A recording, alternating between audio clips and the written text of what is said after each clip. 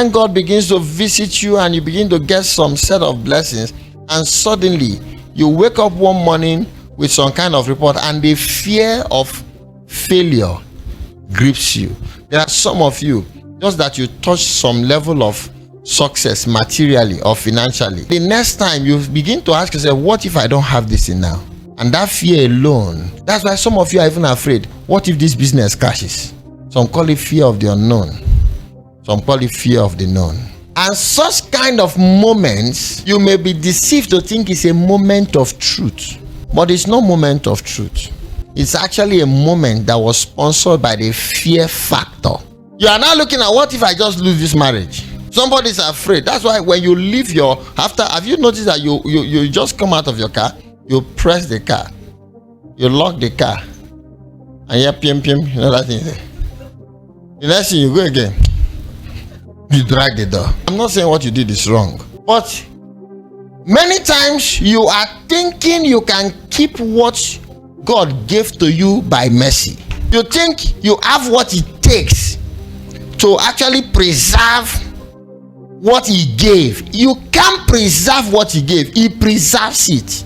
It is God that keeps us, not us keeping ourselves. That's why one vanity of life you'll find out is the vanity of the day you just realize that your greatest prayer point is what you no longer want to even identify with. You just realize what they call vanity.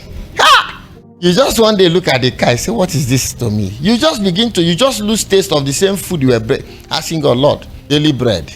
Now you have enough, but you can't eat. You see, now you wonder why you find yourself in that kind of this disturbance where what God gave to you, you are now becoming smart that you want to actually hold God. You want to keep the thing for God. Many times in the midst of that rat race, there lies the irony of the vanity of life. Because in that moment, you find out that you are helpless. Then the salvation you got by faith, you begin to find that thing that, are you sure I'm saved? Suddenly you begin to do too much of soul searching, too much of imagination. You begin to process, Lord, this journey I'm going, am I sure God will help me? Am I sure that this nation I'm going to now, if I go there, is it not better? They say a bird at hand though, it's worth thousands in the bush. But are you sure this bird I have in my hand is almost dying? Some are in the torment of themselves. Elijah found himself in that position where he felt he has achieved all he could achieve.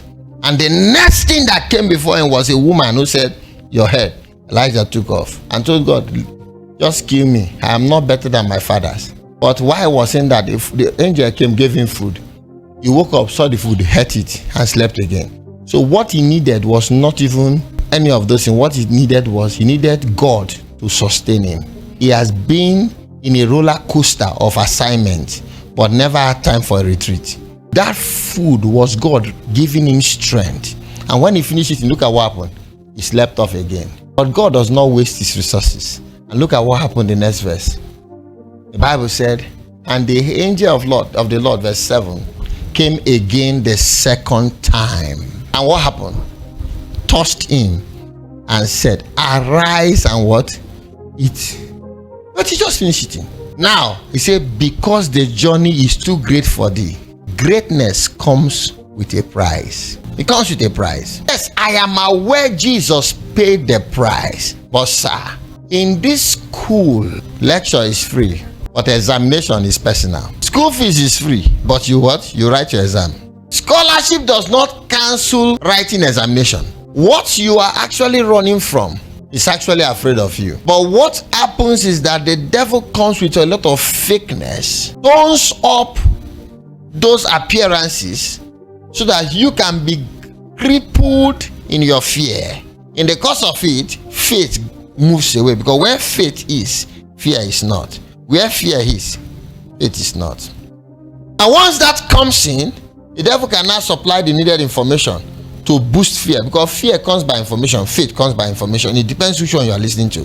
You see that you are hearing the devil and you get fear, or you hear God and what? Get faith. I want to tell you, with great successes comes great prizes.